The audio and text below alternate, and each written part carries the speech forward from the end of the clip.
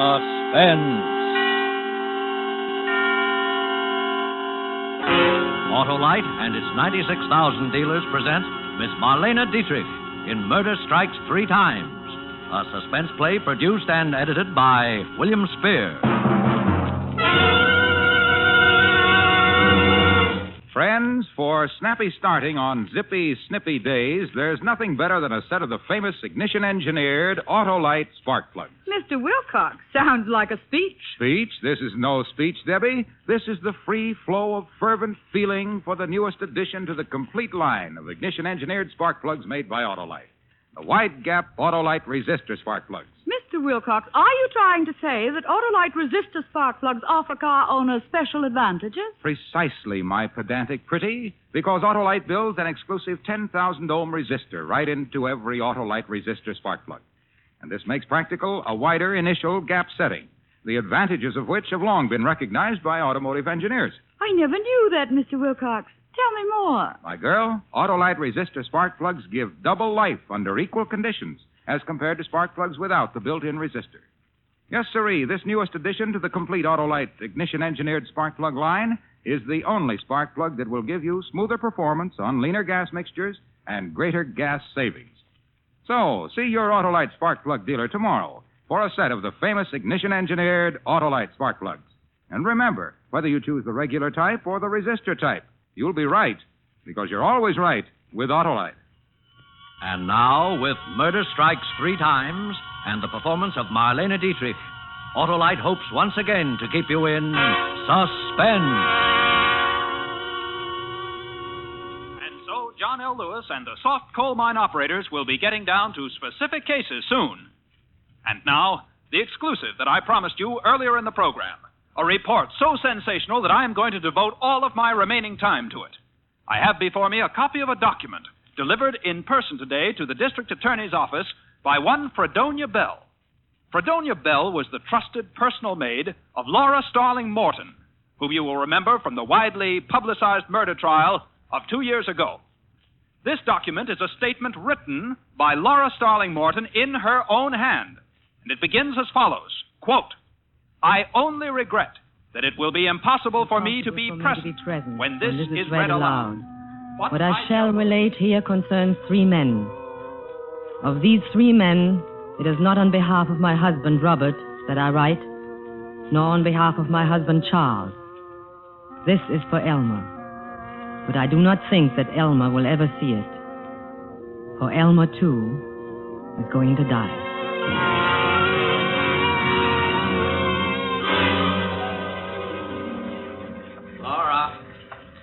Laura, Yes, Robert? where's my electric razor? In the medicine cabinet, where it always is. Oh. Well, Robert, I wish you wouldn't shave while you're in the bathtub that way. What's the difference where I shave? I like to shave in the bathtub. I just don't like to see you meddling with electricity while you're in there.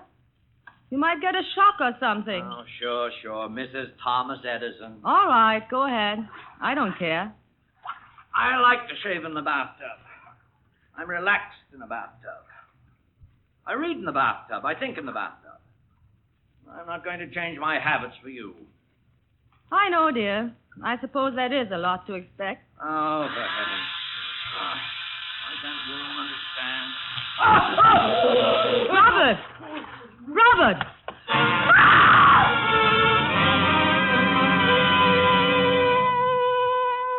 It was a good loud scream. Then I stood in the door of the bathroom and looked. A good long look. Then I called a doctor. The doctor called the police. The police called the district attorney. And I found myself confronted by a young man with red hair and glasses who gave the immediate impression of being clever, unscrupulous, and objectionable. That was Elmer. Mrs. Williams, I'm Elmer Garner of the district attorney's office. How do you do, Mr. Garner? I thought you and I had better have a little private chat. What about, Mr. Garner? About your husband. What about my husband? Mrs. Williams, I'm going to be very frank with you on a number of counts. I am what is known as an assistant district attorney. Mr. Garner, I have just lost my husband. I hardly Well, I'm think... coming to that, Mrs. Williams. Now, the district attorney has put me on this case because, well, he thinks he doesn't have a case. Routine investigation. Now, maybe it's because the DA is essentially a nice man with nice instincts, and I am not, but I don't agree with him About what? about not having a case. Because I can smell him, Mrs. Williams. I can smell him a mile away. What can you smell, Mr. Garner?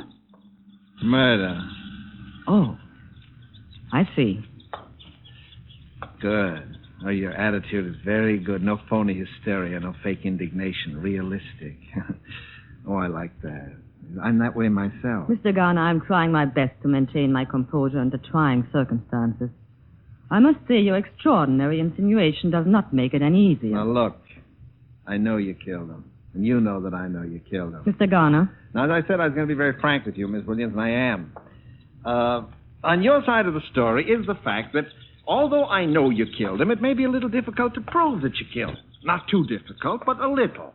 I should think it might, since it is utterly untrue. Now, let's see what cards I hold.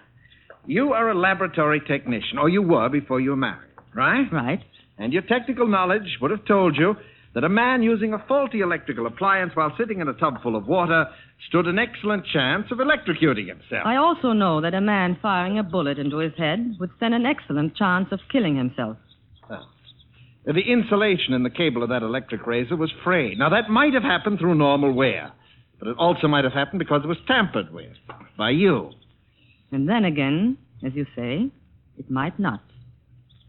Would it surprise you to know that we've got your fingerprints all over that razor? It would surprise me more if you hadn't. Or on everything else in the house, for that matter, Mr. Garner. Uh-huh. Oh, you're a very intelligent woman, Mrs. Williams. You're right. It would have looked funny. You were smart not to wipe off those prints. Very smart. Thank you. However, so much for the means. Now, for the motive. We can establish, of course, that you and your husband didn't get along. Unfortunately, you can establish that about many husbands and wives. And that your husband was insured for $50,000 in your favor. And that there's about $50,000 more in community property. And that you inherit, right? Naturally. Well, $100,000 is quite a nice little motive, Mrs. Williams. But it doesn't prove anything, does it, Mr. Garner? It depends on how it's used by the prosecuting attorney. And that's me, you know. I know. Tell me, do you have a lawyer, Mrs. Williams? Not yet. Uh-huh. Uh-huh. Oh, you are a very intelligent woman. That would have looked bad, too, if you'd had a lawyer right on tap. But you're going to need a lawyer, you know. So it would appear. All right. How about me? You? Sure. I'm a lawyer. You have just finished telling me that you would be the prosecuting attorney. Well, that's just the point. Why spend a lot of money on a lawyer who probably can't get you off anyway when you can spend it on me and have a sure thing? You see? Yes, I see. All I want is half. $50,000. No. What's the matter? Too much? No. Well, look, sister, you don't seem to realize that I'm in a position, depending how I handle this case, either to set you free or to hang you. That, Mr. Garner, is where we disagree. You mean you're willing to gamble that I can't do it? If you wish to put it that way... All right, but $50,000 will look cheap. Cheap! When they slip that noose around your neck.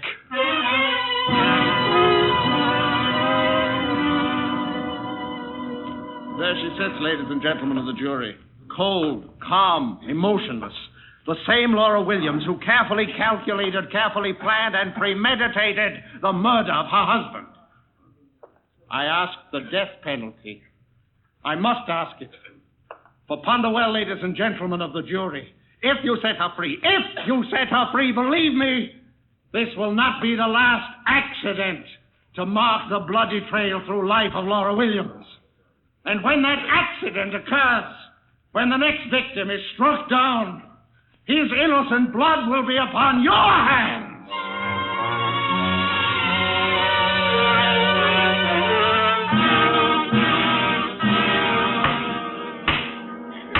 Ladies and gentlemen of the jury, have you reached a verdict? We have. What is your verdict? On the grounds of insufficient evidence, we find the defendant not guilty.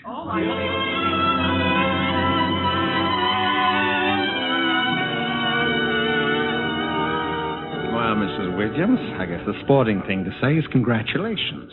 Congratulations. Thank you, Mr. Garner. Say one thing, you've got what it takes. The jury was evenly divided that whole first day.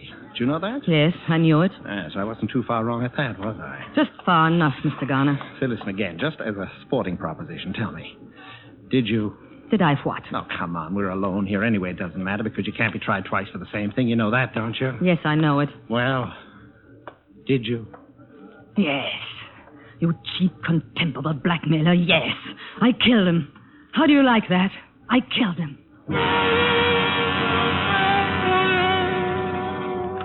Yes, I told him. Told him the truth. Just to see the smirk fall from his face. Just to see him actually snarl with frustration. Knowing that I'd gotten away with murder and he couldn't do anything about it. Yes, I couldn't have resisted telling him then. Even though it meant I'd die of it. Which I will.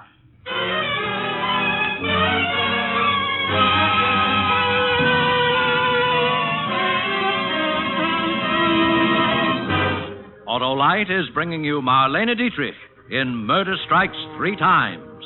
Tonight's production in radio's outstanding theater of thrills, Suspense.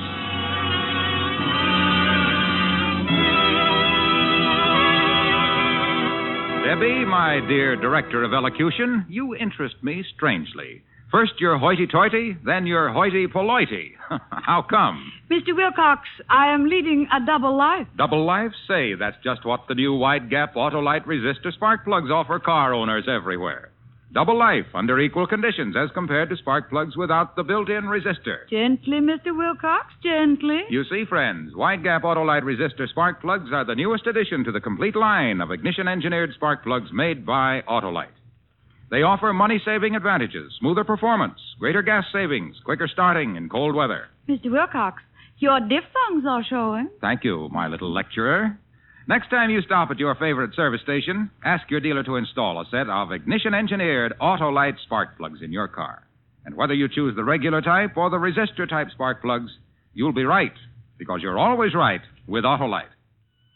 And now, Autolite brings back to our Hollywood soundstage our star, Marlene Dietrich, and featuring Hans Conried as Elmer in Murder Strikes Three Times, a tale well calculated to keep you in suspense.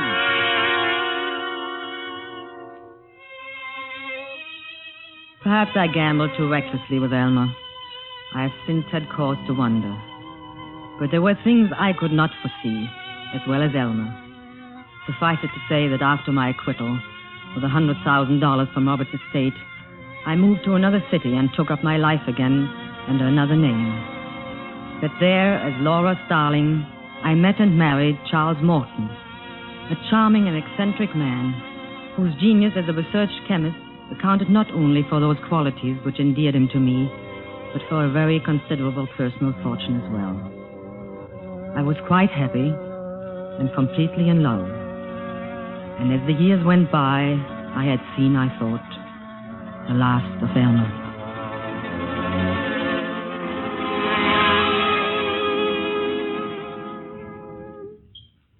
Charles? Oh, Charles, Yes, my dear. I have your coffee. Coffee?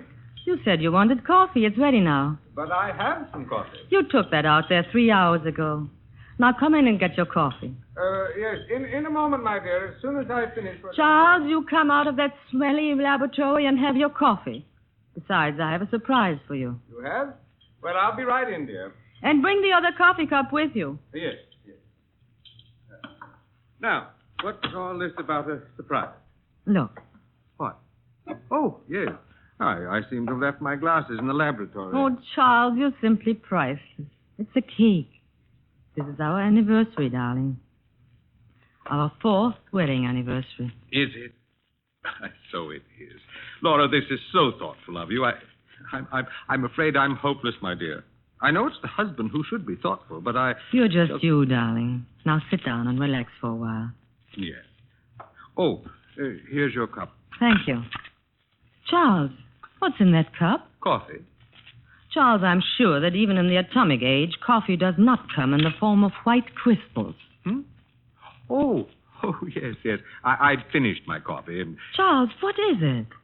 thiochlorate. You see, at the moment, I'm working... Charles, What?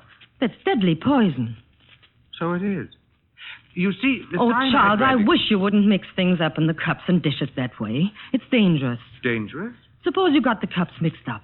Suppose you Good drank... heavens, Laura. Half the stuff you use in chemistry is dangerous if you go to drink it. But who's going to do that? It's like eating soap.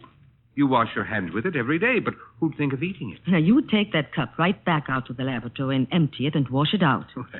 All right. Charles, Yes? I was wondering, since it's our anniversary, Yes? let's go out to dinner and celebrate. Why, yes. I think that's a splendid idea. Oh, my goodness.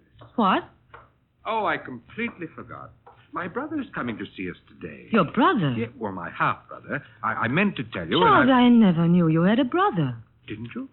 Well, you see, he's been in the Army for about 5 years. He just got back a short time ago, and I got a wire yesterday saying he'd be passing through town and he'd like to see me. So... Does he know you're remarried? Well, I suppose. I suppose he doesn't. As a matter of fact, we've never been very close. Neither of us much of a letter writing, and so on, but he's the only relative I've got. And all the sympathy I've wasted on you because I thought you were an orphan or something. Oh, I was, but practically. When is he coming? Why, this afternoon sometime, I think. Well, I guess there's your answer. I am sorry, my dear. My child, that's all right. Maybe your brother would like to go out and celebrate with us. Well, Right in there, sir. Hello there. Hello, Charles. Come in. and I want you to meet my wife. Laura, this is my brother, Elmer.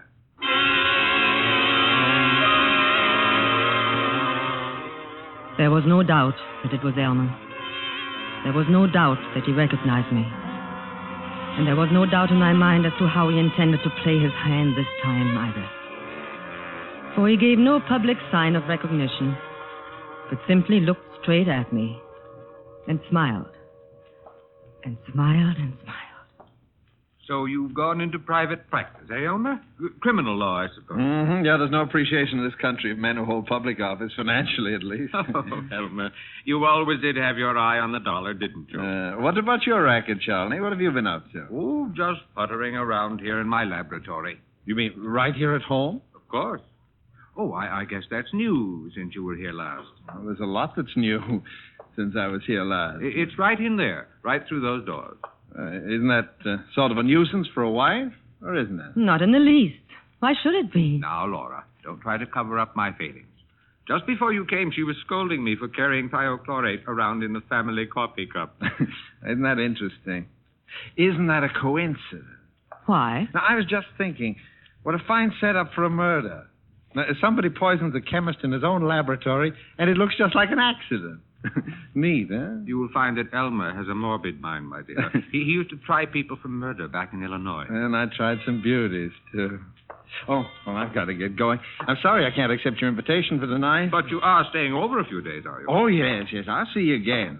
Good. Soon. Good. Now, don't bother to come to the door with me, Charles. I know you want to get back to your work. Well... Perhaps Laura will, huh? Give us a little chance to get acquainted. Why, yes, of course. Call us, Elmer. Well, you can depend on it, Charlie. Good. Well. Little Laura Williams. What do you want? What do you think old Charlie would say if he knew, huh? I asked you a I question. suppose he'd go on loving you in his own peculiar fashion, but never be quite the same, would it? There'd always be that little gnawing doubt. Another accident, maybe. Huh? Oh, no, I'm afraid things would be kind of under strain around here, Laura. You do have a price, I suppose. I might. By the way, why are you so eager to pay it? I'm happy here. I'm at peace with myself and the world. I don't want anything to change. No other reason? What other reason would there be? I suppose all his property would go to you in the event of another little accident. Huh? You don't really believe that. No, the motive and the means. Money and poison. How much, Elmer? No, you got me wrong, Laura. I don't want money. When did that happen? Or did it ever occur to you that I might simply be interested in my brother's welfare? No. All that has occurred to me so far is to wonder why I had to pick the one man in the world who was related to you. You want to hear my proposition? I'm waiting. Yeah. The motive and the means. Now, there's always the means for an intelligent person like you. But if we took away the motive... The motive? The money, the will. No motive, no temptation, you see? I see. Yeah, in a way, it's for your own protection, too. Because if Charlie so much as slipped on a banana peel and you inherited that money, there isn't a jury in the world that wouldn't convict you, simply on your past record. You realize that, don't you? Yes. So, no motive, no case either, you see? What do you want me to do? Get him to change his will. In favor of his only living relative, I presume? Uh-huh. That's me. And then? That's all. And you're in the clear. Because after that, Charlie couldn't suspect you even if I told him. Probably wouldn't believe it. Throw me out of the house for persecuting his little bride. Maybe even change his will right back again, you see? All right. Ha. You can do it, can't you? I suppose so. Oh, I know you can. I know you'd better.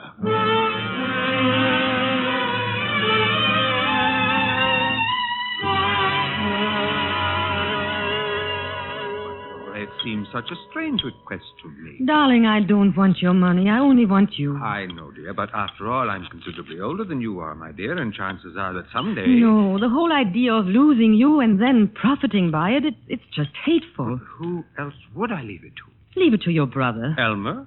Why not? It doesn't matter, but... Well... Please, darling, for me.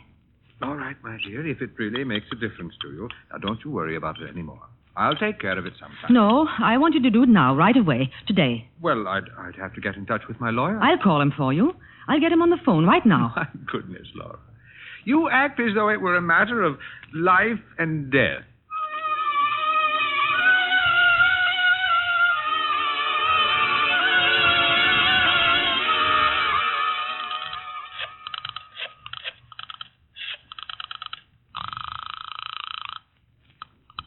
Ambassador Hotel. Mr. Elmer Garner, please. Thank you. Yeah? This is Laura. Uh-huh. It's all right. It's all arranged. Is it? Yes, the lawyer's coming tomorrow. Did he tell the lawyer the changes he wanted made? Yes, he did. Not that I think you'd ever tell a lie, Laura, but how do I know all this? Hasn't he told you? No. Then perhaps you'd better drop in this evening. That's more like it. I'll expect you after dinner. I'll be there.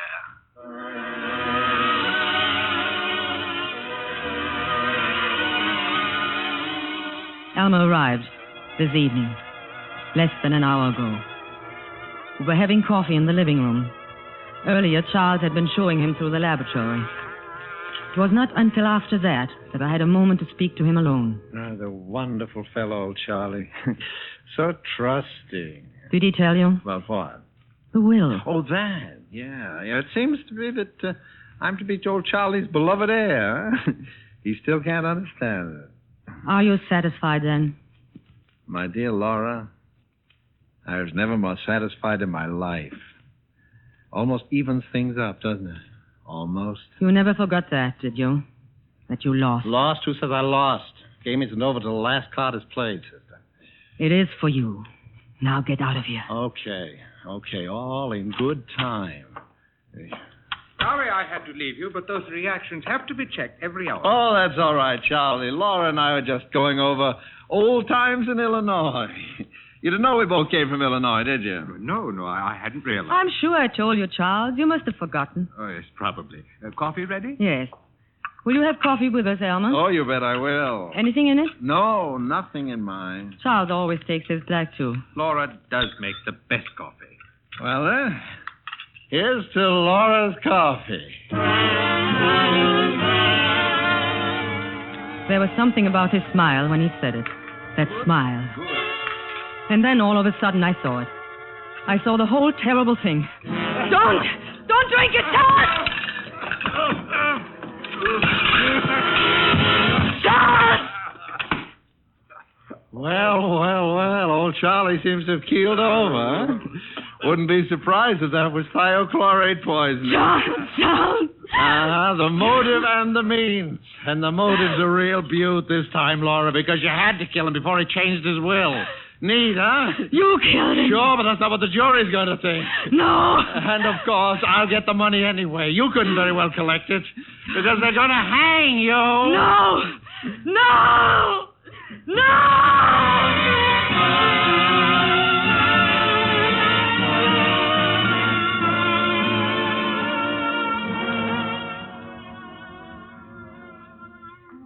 Elmer's downstairs in the living room.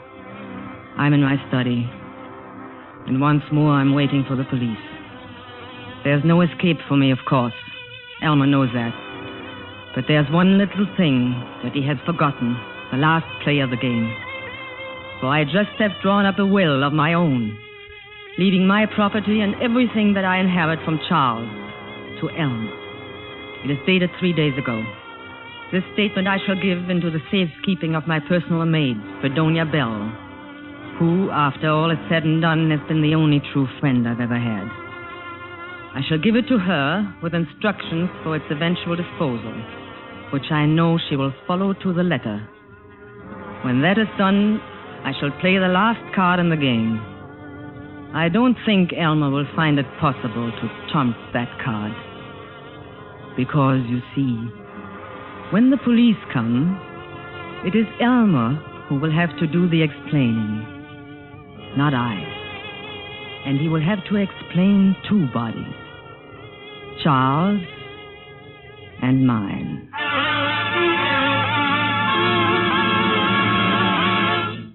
Charles and mine. Unquote. And as the world knows, Laura Morton was found dead. Dead by the same means which caused her husband's death in that double tragedy 2 years ago. And now we have this document. And the irony of the document, ladies and gentlemen, the terrible irony, is that it was delivered to the district attorney's office by Fredonia Bell this evening at 8 o'clock, 2 years later. And why did the good Fredonia wait until tonight? Because she was thus following explicitly the instructions of her mistress, Laura Starling Morton, who specified that the envelope be handed to the police exactly 24 hours after the execution of Elmer Garner. Good night.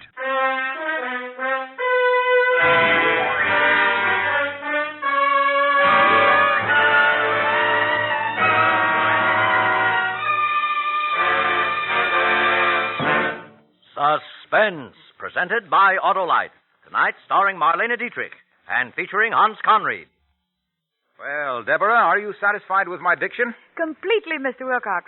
I've decided it is what you say that matters, not how you say it. Well, then, let me say that Autolite makes more than 400 products for cars, trucks, planes, and boats in 28 plants, coast to coast. These include complete electrical systems used as original equipment on many makes of America's finest cars. Spark plugs, batteries, generators, coils, distributors, starting motors, bullseye, sealed beam headlights. All engineered to fit together perfectly, work together perfectly, because they're a perfect team.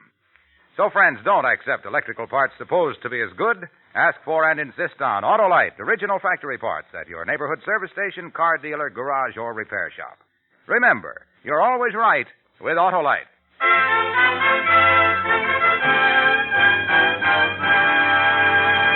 Next Thursday, for Suspense, Dick Powell will be our star. The play is called Slow Burn.